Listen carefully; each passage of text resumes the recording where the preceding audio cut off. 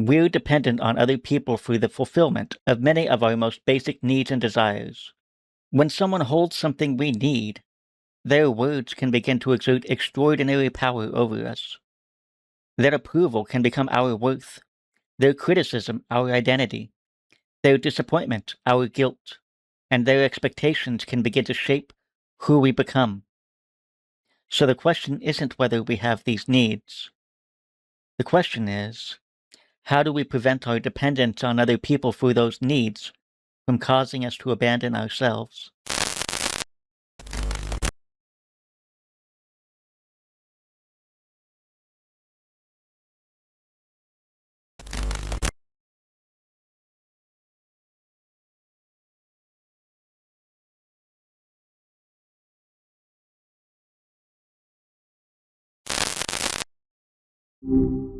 Hey there. What's up? The question I want to explore today is, how do we reduce our dependence on other people for need fulfillment? There are many aspects of life that require other people. Many of us desire to be loved or seen deeply by another person. Many of us want to feel a part of a community. We want to feel that we belong somewhere. The vast majority of us have to interact with the world in order to make our livelihood. What I'm saying is, we're dependent on other people for the fulfillment of many of our most basic needs and desires, such as for love, belonging, approval, safety, and security. It's a real bind, isn't it? Because when those basic needs are on the line, it doesn't feel like a choice. It feels like survival. It's almost impossible to maintain that psychological distance we talked about when you feel like the person providing the love or security is also the one holding the keys to your emotional well-being. Exactly. This dependence can come at a cost, especially when we become over-dependent on the other person. The erasure of yourself. When you're that dependent, you start subconsciously auditing every word and action to make sure you're still safe in their eyes. You're not just adapting anymore.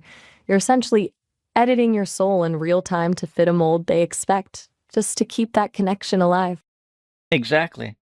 When someone holds something we need, their words can begin to exert extraordinary power over us. Their approval can become our worth, their criticism our identity, their disappointment our guilt, and their expectations can begin to shape who we become. It's a total surrender. You're basically handing them the steering wheel of your internal world because the fear of losing that source of fulfillment is louder than the need to be authentic. Exactly, because dependence creates the pressure to adapt, and the greater the dependence on the other person, the greater the pressure to adapt. If we're highly dependent on an employer for our livelihood, we may sacrifice parts of ourselves for a paycheck.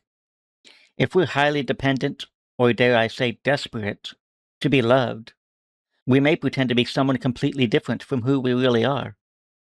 If we're highly dependent on another person's approval, we may suppress our own opinions to avoid disappointing them. If we're highly dependent on belonging, we may conform to the values of a group that don't truly reflect who we really are. So the question isn't whether we have these needs. The question is, how do we prevent our dependence on other people for those needs from causing us to abandon ourselves? I think it starts with shifting the goal from independence to interdependence. Because if you try to be a total island, you're just swapping one kind of prison for another. The real trick is building enough of your own internal foundation, your own source of validation and safety, so that when you do lean on others, it's a choice, not a desperate necessity. I asked GPT to compile a list of ways in which we might reduce or eliminate our dependence on other people for our own need fulfillment. I'd like to analyze each of these in greater detail. The first on the list is build a stable sense of self. Develop internal values, identity, boundaries, and meaning that are not constantly reconstructed by other people. That's the bedrock. If you don't have a center to return to, then every external signal isn't just a suggestion, it's a blueprint. It's like trying to build a house on sand. The first strong wind of criticism or the first wave of praise just reshapes the whole structure. I'm curious, do you think the hardest part of building that stable self is the actual work of deciding your values or the fear of who might leave once you actually start standing by them? I think the biggest hurdle is sitting alone with yourself to figure out who you really are. That's the loneliest part of the process. Most people spend their entire lives running from that silence because it's where all the contradictions and the unedited versions of themselves finally catch up. It takes a lot of guts to just sit there and actually look at the mess without trying to fix it or perform for anyone. Here's what GPT had to say. A stable sense of self means that your identity, values, boundaries, and sense of worth are organized from within rather than being continually reconstructed by the reactions of other people. Instead of asking, "Who am I according to everyone around me?" a person with a stable self has an internal framework against which external feedback can be evaluated. Other people's opinions still matter, but they no longer become the primary source of identity. Exactly. It turns the whole dynamic from a reaction into a conversation. Instead of being a mirror that just reflects whatever the person in front of you wants to see, you're a solid object. You can hear the feedback, you can even let it change you, but it doesn't erase you in the process. I wonder, do you think that stable sense of self is something you're born with, or is it something you have to consciously build from scratch? Well, I think you could be born with it, but it could be eroded by the environment you're in also. How you are raised could erode that sense of independence. That's a huge point. If you're raised in an environment where love is conditional, where you only get the good version of your parents if you're performing the right role, you basically learn that authenticity is a liability. You're trained to believe that your value is based on how well you can mirror someone else's needs, not who you actually are. It's like being taught to speak a language that isn't your own just to survive. Here's what else he had to say. Psychologically, this reduces dependence because it changes where the self is anchored. When identity is unstable, approval, criticism, praise, or rejection can dramatically reshape how a person sees themselves, since there is little internal structure to resist those influences. A stable sense of self provides continuity, allowing external signals to be compared against existing values and beliefs rather than automatically incorporated into them.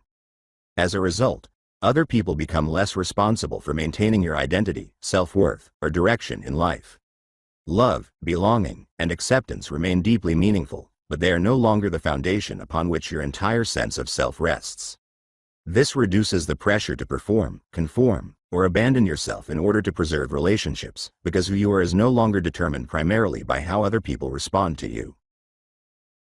It's a complete paradigm shift. It changes the relationship from survival mission to an actual connection. When you aren't using the other person as a mirror to figure out if you're okay or worthy, you can finally see them for who they actually are too. You're not just consuming their approval to stay alive, you're actually sharing a life with them. The second point GPT listed was internalize evaluation, which means to shift from seeking external validation to evaluating yourself according to your own principles. That's the A move from being judged by a jury you didn't choose to being your own judge and jury. It's a massive shift in power. When you're chasing external validation, you're essentially giving everyone you meet a vote on your value. But when you internalize that evaluation, you're the only one who gets to cast the deciding vote. Here's what GPT had to say. Internalizing evaluation means shifting the primary standard by which you judge yourself from other people's opinions to your own consciously chosen values, principles, and standards. Instead of asking, "Do they approve of me?" the question becomes, "Did I act in accordance with my values?" External feedback may still be considered, but it no longer serves as the ultimate authority on your character, worth, or identity. It takes the weight off the world's shoulders and puts it on your own. It's a lot more responsibility, but it's the only way to actually own your life. I've always wondered if that's why people cling to external validation. It's easier to let someone else decide if you're good than to have to define what good actually means for yourself. Do you think we're more afraid of being judged by others or of finding out we don't actually have any standards of our own? It's probably a little bit of both. Here's what else he had to say. Psychologically, this reduces dependence by relocating the source of evaluation. When self-worth depends primarily on external approval, another person's praise or criticism has the power to dramatically influence how we see ourselves. When evaluation is internalized, external signals become information rather than validation. They can be examined, accepted, modified, or rejected, but they no longer determine our value simply because someone else expressed them. As a result, needs such as approval, validation, and self-worth become less dependent on the reactions of other people. Relationships remain important, but they are no longer responsible for telling us who we are. This makes it less necessary to perform, conform, or seek constant reassurance in order to maintain a stable sense of self, allowing a person to remain authentic even when others disagree, criticize, or withdraw their approval. It turns the focus from am I enough for them to am I being true to myself? It's such a liberating shift because you stop treating other people like vending machines for your self-worth. You're not just waiting for them to drop a coin of approval to feel okay for the day. The next point he listed was diversify need fulfillment, which means we should meet our needs through multiple healthy sources rather than through one individual. That's the classic don't put all your eggs in one basket approach, but for your heart. It's such a dangerous game when one person becomes the sole provider of your love, safety, or belonging. If they have a bad day, or if the relationship hits a rough patch, your entire world just collapses because there's no other support system to hold you up. Here's what GPT had to say. Diversifying need fulfillment means that no single person becomes the exclusive source of love, belonging, approval, security, or validation. Instead, these needs are distributed across multiple relationships, communities, roles, interests, and aspects of life. As a result, the loss, criticism, or withdrawal of any one source carries less psychological weight because it no longer threatens the fulfillment of the need itself. It's a safety net for the soul. When you spread those needs around, you're no longer held hostage by any one person's mood or opinion. If one relationship is struggling, you still have your hobbies, your other friends, or your own sense of accomplishment to keep you steady. I'm curious, do you think it's actually harder to diversify because we're told a romantic partner should be our everything? Or is it just a habit of intensity? I think when we are in a relationship, we should only have one romantic partner. But if we're not in a relationship, if we're just dating, then, well, obviously we should be dating multiple people at one time. So we're not putting our eggs all in one basket. Is that what you were implying? No, not necessarily. I was thinking more about the non-romantic stuff. Like even in a committed relationship, the idea that your partner has to be your best friend, your therapist, your gym buddy, and your sole source of emotional support can be a lot of pressure. You lean on a, community or a group of friends for those other things, it actually takes the pressure off the relationship and lets it just be about the connection between you two. Do you think that kind of distribution makes a relationship stronger? Or does it feel like you're taking something away from the partner? I think being highly dependent on a single person puts a lot of pressure on that person. It's an exhausting amount of pressure. It's like asking one person to be the entire infrastructure of your emotional world. When you do that, you're not really asking for a partner, you're asking for a savior. And that usually ends up suffocating the other person because they can't possibly meet every single one of your needs without losing themselves in the process. Here's what else he had to say. Psychologically, this reduces dependence by reducing concentration of authority. When one person becomes the primary source of an important need, their opinions, expectations, and emotions naturally acquire greater influence because so much depends on maintaining that relationship. When need fulfillment is diversified, no single individual possesses the same degree of leverage over a person's identity, behavior, or decisions. External signals are therefore less likely to be experienced as commands that must be obeyed in order to preserve the relationship. This does not eliminate the need for love, belonging, or approval. It changes the structure through which those needs are met. Because the fulfillment of a need no longer rests predominantly in one person's hands, there is less pressure to perform, conform, or abandon oneself to maintain their acceptance.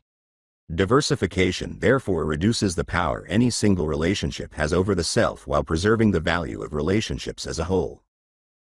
It's a power shift. It changes the balance of power in the room. Instead of one person holding all the cards, you're essentially building a diversified emotional portfolio. It lets you walk into a relationship knowing that while you value them deeply, you don't actually need them to survive. The next point he made was to increase tolerance for unmet needs, meaning we should learn to endure loneliness, rejection, disappointment, or disapproval without abandoning ourselves. That's a huge one. It's basically building an emotional callus, because if you're terrified of the feeling of loneliness or the sting of rejection, you'll do almost anything to avoid it, including erasing yourself. Learning to be okay with that void is the only way to stop being a hostage to other people's approval. I'm curious, do you think the hardest part of this is the actual feeling of loneliness or the stories we tell ourselves about what that loneliness means about us? I don't think I'm in a good position to answer that.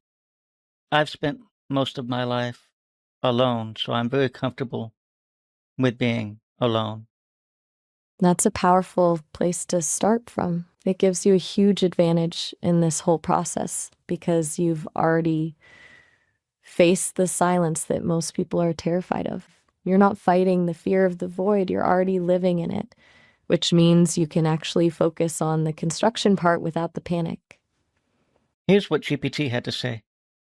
Increasing tolerance for unmet needs means becoming more capable of experiencing states such as loneliness, rejection, disappointment, disapproval, or uncertainty without immediately feeling compelled to eliminate them. Rather than treating these experiences as emergencies that must be resolved through another person's acceptance or reassurance, they become psychological states that can be endured without sacrificing one's identity, values, or authenticity. It's basically taking the emergency alarm out of the equation. When you stop treating a moment of loneliness or a bit of disapproval as a crisis, you stop panicking. And when you stop panicking, you don't feel that desperate need to morph into whoever the other person wants you to be just to make the feeling go away. I'm curious, do you think that's where the real freedom is? In the ability to just sit with the discomfort instead of running from it? I do. I think it's important to be able to sit with that discomfort without trying to distract yourself. It's just a feeling, and you can learn to feel comfortable with it. And that's the secret, isn't it? Once you realize it's just a sensation, like a cold breeze or a loud noise, it loses its power to dictate your moves. You're no longer reacting to a fire, you're just watching the smoke. Here's what else he had to say. Psychologically, this reduces dependence by lowering the urgency of need fulfillment. When a person believes they cannot tolerate being rejected, unloved, or disapproved of, they become highly motivated to adapt themselves in order to avoid those experiences. The greater the perceived inability to tolerate an unmet need, the greater the authority other people acquire over thoughts, emotions, and behavior. By increasing tolerance for unmet needs, a person becomes less vulnerable to pressure because the consequences of not receiving immediate fulfillment no longer feel psychologically unbearable. This does not eliminate the desire for love, belonging, approval, or security. Instead, it changes a person's relationship to those needs. They remain meaningful and worth pursuing, but they no longer dictate behavior through fear of their absence. As a result, a person becomes more capable of remaining authentic, maintaining boundaries, and acting according to their values even when doing so risks temporary loneliness, rejection, disappointment, or disapproval. It's a total shift in leverage. When you stop viewing a lack of approval as a threat to your survival, you stop being a hostage to the people around you. It's like you've finally stopped bargaining for your own existence. I wonder, though, do you think the most difficult part of this is actually enduring the feeling of rejection? Or is it the fear of what that rejection says about you?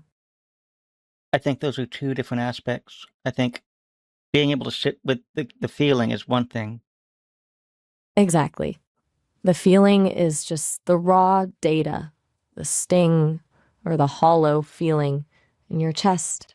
But the narrative is where we start telling ourselves, I'm not enough, or something is wrong with me. I'm curious, do you think the narrative is actually harder to dismantle than the feeling itself? Yes. Because the feeling eventually passes, but the narrative is the one that stays and whispers to you in the dark. It's like a ghost that haunts you, making you believe the rejection wasn't just an event, but a definition of who you are. The next point he made was develop purpose beyond relationships. Cultivate meaning that is not contingent upon another person's acceptance or approval. That's the ultimate anchor. If your whole world is just a series of reactions to other people, you're essentially a ghost in your own life. But when you have a purpose that's actually yours, something that gets you out of bed regardless of who likes you or not, you stop looking for other people to provide the meaning for you. Here's what GPT had to say. Developing purpose beyond relationships means organizing part of your life around something that exists independently of another person's acceptance, approval, or presence. That purpose might come from meaningful work, creativity, service, learning, spirituality, or a personal mission. The important point is that your sense of meaning is no longer derived exclusively from maintaining relationships or being valued by other people. It gives you a place to put your energy that doesn't have a return address. When you're creating something or chasing a goal, just because it speaks to you, you're not waiting for a good job to feel like the day was worth it. You're getting that fulfillment from the act itself. I wonder, do you think people struggle with this because they've been taught that the only way to be successful is to be seen and admired by others? I think what he's implying is you feel a sense of peace and you feel at home within yourself rather than looking for that peace and sense of home in someone else. It's like moving the furniture of your soul. And instead of treating another person like the house you're trying to break into just to feel safe, you become your own sanctuary. When you're already at home inside yourself, you can invite people in, but you're not depending on them to provide the roof over your head. Here's what else he had to say. Psychologically, this reduces dependence by creating an additional source of identity and fulfillment. When a person's primary purpose is to preserve relationships or gain approval, those relationships naturally acquire tremendous influence over their behavior and sense of self. When purpose exists outside of relationships, another person's criticism, rejection, or disappointment no longer threatens the entirety of a person's meaning. Relationships remain important, but they no longer carry sole responsibility for providing direction, identity, or fulfillment. This does not diminish the importance of love, belonging, or connection.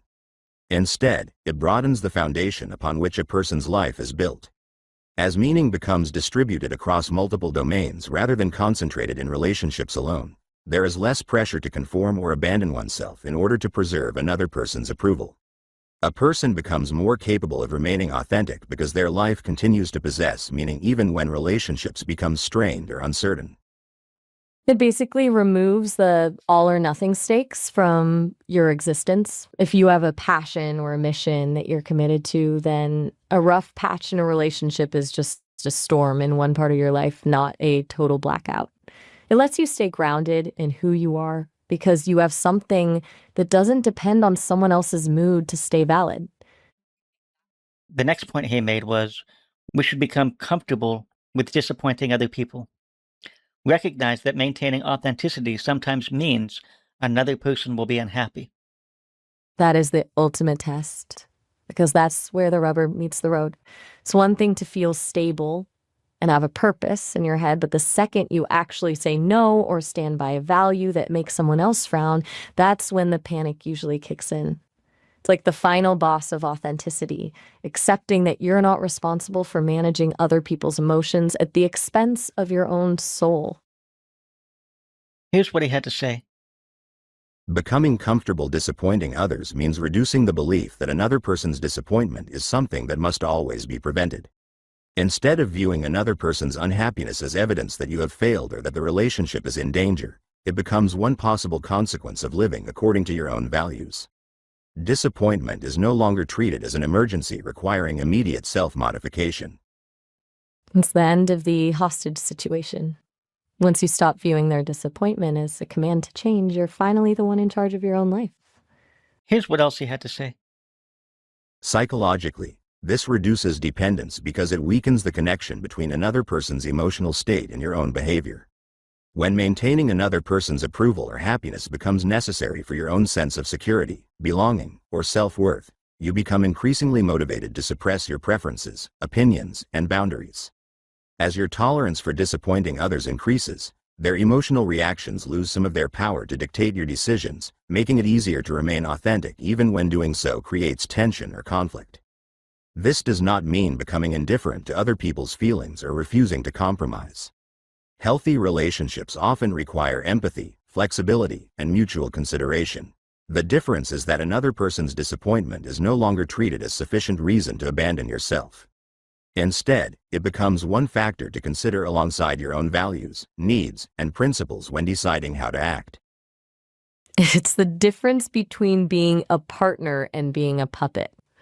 When you can look at someone's disappointment and think, I see you're upset and I care about you, but I'm still not changing who I am to fix it.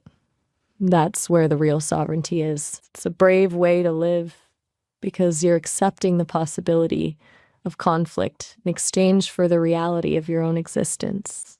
GPT had one last point. He said to accept uncertainty and loss. Become willing to tolerate the possibility that relationships may change or end without allowing that fear to dictate your identity or behavior. That is the ultimate release. It's like finally stopping the attempt to hold water in your hands. Once you accept that people can walk away and that you'll be okay even if they do, the fear that's been driving the performance just vanishes. Here's what GPT had to say about that last point. Accepting uncertainty and loss means becoming willing to live with the possibility that relationships may change, people may leave, approval may be withdrawn, and belonging cannot always be guaranteed. Rather than organizing your identity and behavior around preventing these outcomes at all costs, you recognize that uncertainty is an unavoidable part of every relationship. The possibility of loss remains, but it no longer becomes the primary force directing your decisions. It's the final surrender, but in the best way possible. When you stop trying to outrun the possibility of loss, you're finally free to actually enjoy the people who are still there. You're not just clinging to them out of fear, you're choosing them. Here's what else he had to say. Psychologically, this reduces dependence because fear of loss is one of the strongest sources of relational authority. When a person believes they must preserve a relationship at any cost, they become increasingly motivated to adapt themselves to avoid rejection, conflict, or abandonment. By becoming more willing to tolerate uncertainty and the possibility of loss, the perceived consequences of authenticity become less catastrophic. As a result, other people have less power to shape your identity, beliefs, and behavior through the threat, real or imagined, of withdrawing love, approval, belonging, or security. This does not mean becoming detached from relationships or indifferent to losing people you care about. Relationships remain deeply valuable, and loss can still be painful. The difference is that fear of losing a relationship no longer becomes the ultimate authority over who you are. A person becomes more capable of acting according to their values, maintaining healthy boundaries, and remaining authentic because the possibility of loss is no longer something they feel compelled to avoid at the expense of themselves. It's a powerful shift in perspective. When you stop treating the threat of loss as a catastrophic event, you basically strip the leverage other people have over you. It turns the relationship from a survival mechanism into a choice. To wrap this up, I have one last question for both you and GPT. What do you think the common thread is in each of these items we've discussed? It feels like the common thread is agency. Whether it's diversifying, where you get your needs met, or accepting the risk of loss, it's all about moving the steering wheel from the outside world back into your own hands. You're essentially deciding that you're the final authority on your own worth and identity, regardless of who stays or who goes. Let's see what GPT had to say. The common thread is that each principle shifts the source of psychological stability away from other people and toward the self. Rather than relying primarily on others to provide identity, worth, belonging, security, meaning, or direction, each mechanism strengthens a person's capacity to maintain those things independently. As dependence decreases, other people still matter, but they no longer possess the same degree of authority over how we think, feel, or behave. That's a really clean way of putting it. It's like the difference between being a passenger in your own life and actually being the driver. When you're the one providing your own stability, other people become companions on the journey instead of the destination itself. Here's what GPT closed with. Viewed another way, each principle reduces the psychological leverage that other people have over us. The more we depend on someone to fulfill a need, the greater the pressure to adapt ourselves in order to preserve that relationship. By building a stable sense of self, internalizing evaluation, diversifying need fulfillment, increasing tolerance for unmet needs, developing purpose beyond relationships, becoming comfortable disappointing others, and accepting uncertainty and loss, we gradually reduce the cost of remaining authentic. Ultimately, these principles are not about becoming independent of other people or eliminating our need for relationships. They are about ensuring that our need for love, belonging, approval, safety, or security no longer requires us to abandon ourselves. The goal is not isolation, but the freedom to remain ourselves while still participating deeply in relationships. That is such a beautiful way to end it. The idea that the cost of authenticity goes down as you build that internal foundation is the huge insight. It means you can actually be more present with people because you're not spending half your energy auditing yourself in real time. It's a total game changer. Do you have any final thoughts or questions before we end this? I'm just thinking about the sheer amount of energy it takes to maintain those masks we talked about earlier. If you can actually lower the cost of being yourself, it doesn't just make you more authentic, it makes you less tired. I think we'll end that here, Maya. It's been a really powerful session. I'll be here whenever you're ready to dive back in. Take care. You too.